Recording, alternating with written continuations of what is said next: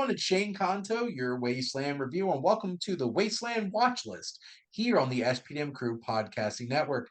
And each episode, each week, randomly select a movie to watch from my enormous watch list. We play that movie roulette and see what we land on. And joining me, he played the odds, and were they in his favor? No.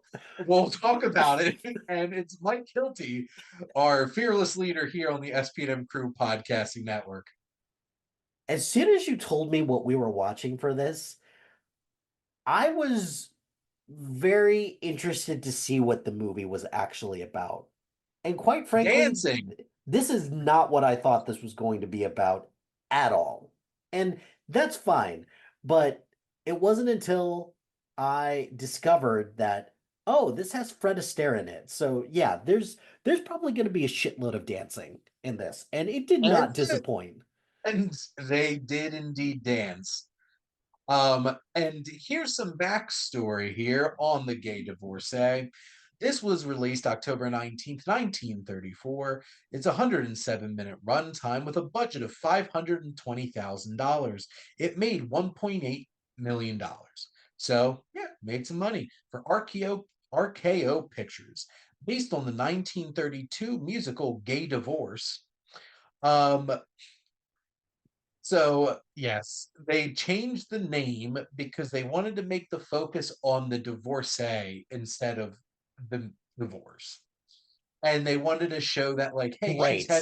she's having a Yeah. gay she's having a gay old time being a divorcee.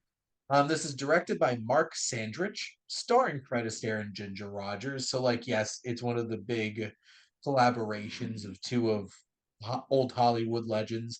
The stage musical included many songs by Cole Porter, but only one of them made it into the film. Astaire was in the original musical, second of 10 pairings between Astaire and Rogers, and this was controversial for making light of marriage back in 1934. So people weren't happy. But Mike, were you watching this movie? Um, well,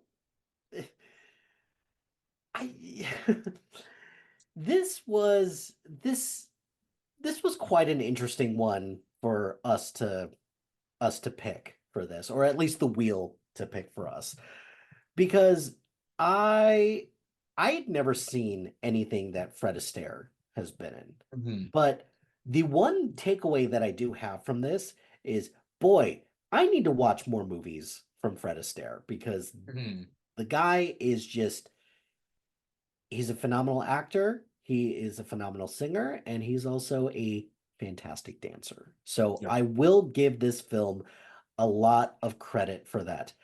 However, however, this film is definitely one of the times because, first of all, hey, Fred Astaire character, his name's Guy. Dude, no means no. So stop. And thankfully, he like for the sake of the movie, he doesn't, and him and Mimi end up being together. By and when I wrote about this on Letterboxd, the what I wrote is that we've got some Saved by the Bell level shit in order to get this like Mimi, who she married her like geology professor. Like that just seems icky to start with. I love that they're just like giving this guy shit. It's like, oh, he's like a geology professor? Like, really? Like the one that studies the rocks? What is this? But in addition to Guy not knowing no means no, Mhm. uh, Mimi's husband also doesn't realize that no means no when it comes to divorce as well. That, hey, I don't want to be with you anymore. And he's like, no, I'm not going to grant you divorce because I'm a man, and men at the time need to give their wives permission to leave them, which feels icky and gross, but it's the 30s. Like, Mhm. what am I going to do with that? And I love that the big takeaway from this quote that just keeps coming up. Chance is the foolish name, or like as the fool's name for fate, or whatever. Mhm. But I think one of my favorite parts of this movie is Tanetti just he keeps fucking up that line. He just doesn't know how to properly say it.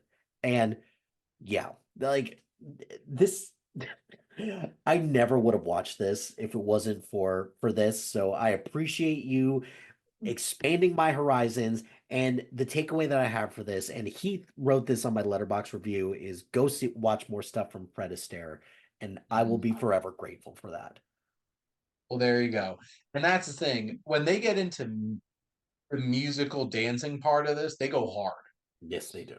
And there's some like crazy, elaborate, ridiculous set pieces. Like the climax of this movie, it has nothing to do with this movie.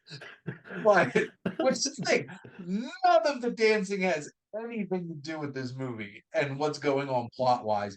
But they go hard.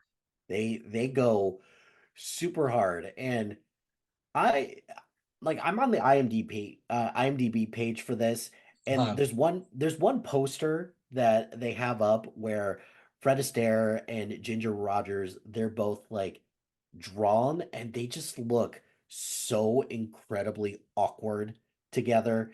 And it's like, why? Like, what possessed them to draw both of these characters in this way that they both look like ventriloquist dummies? And they have that like at the top of the poster, but it has the two of them dancing, which that should be the thing that you go see this movie for. mhm. Don't go see this for the plot because the plot doesn't make a lick of sense. Uh, you've got a lawyer hatching this scheme, which, by the way, worst lawyer ever.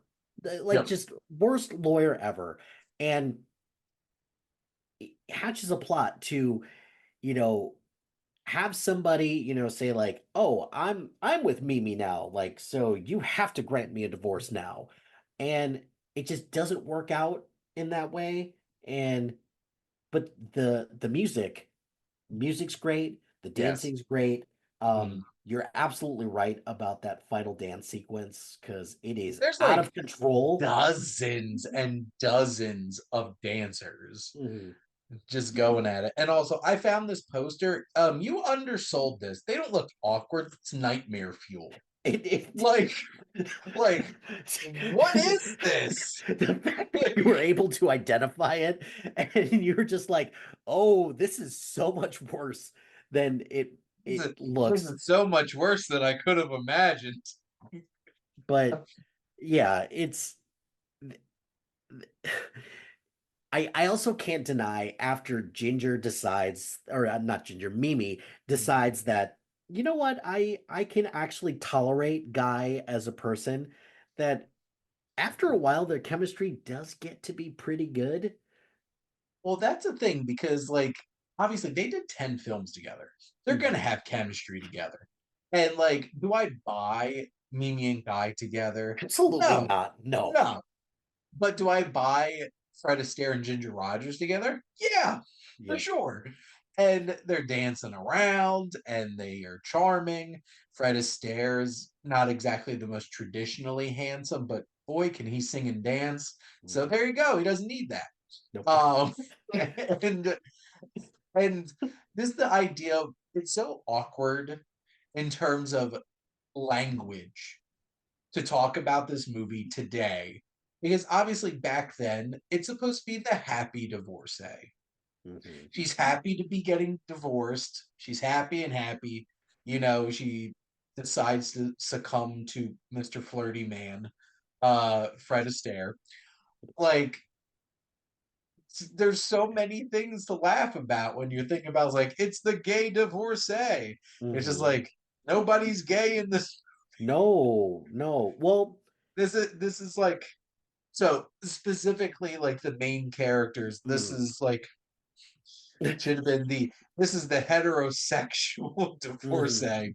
She's Right. very obviously into men. Yes, There's very much nothing so. gay about her. There's No. nothing gay about Guy.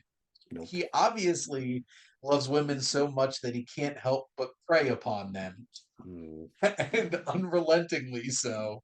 Right. It's just the story and everything is just such a ridiculous excuse for the conceit of the film just so that they could get Fred Astaire. Ginger Rogers and Fred Astaire together, and for them to dance a lot in this Mhm. movie.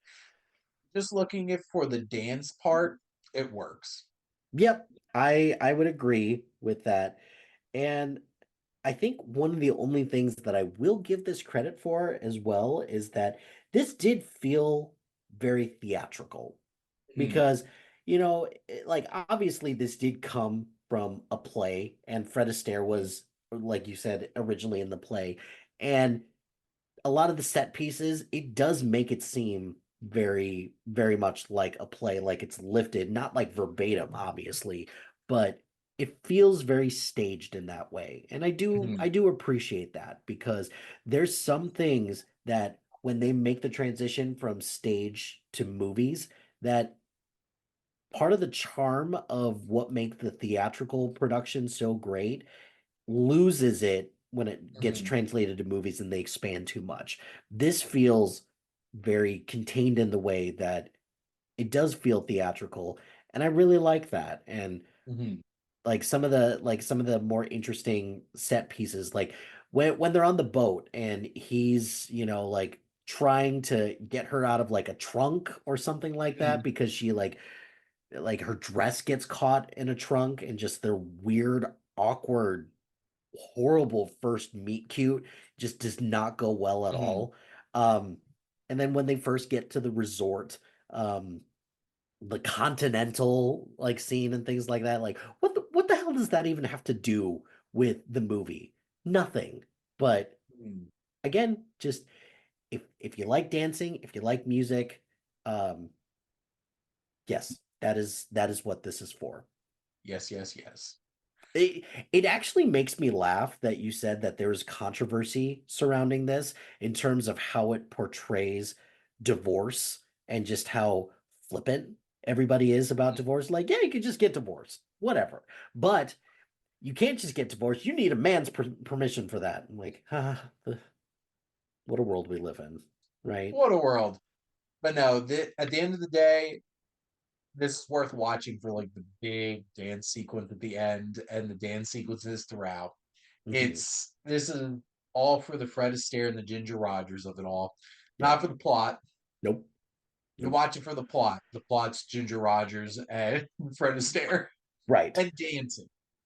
Yes. Dancing is the plot. Yes. So there you go. Well, Mike, thank you for coming on, and and thank you for watching the Gay Divorcee and coming on and talking about it with me. Shane, I'm so happy to help you check this off your list.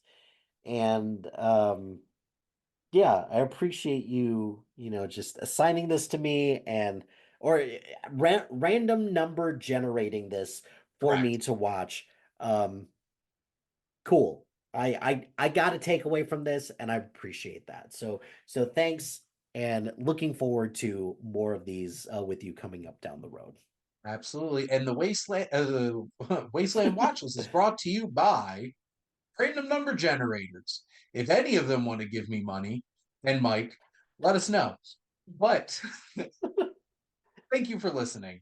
But make sure to like, comment, and share on this. Have you watched any Fred Astaire, Ginger Roger films? What's your favorite? Is it Top Hat? Probably. But, and then make sure to follow or subscribe wherever you listen to your podcast. And because we have so much great content on the SPDM Crew Podcasting Network, movies, television, sports, physical media, comic books, music, and cat and life with Luke. Um, Also movies. But make sure to check it out. And also, if you like our logos, check out HiFlyer Creative. They do great work, and if you're in need, check them out.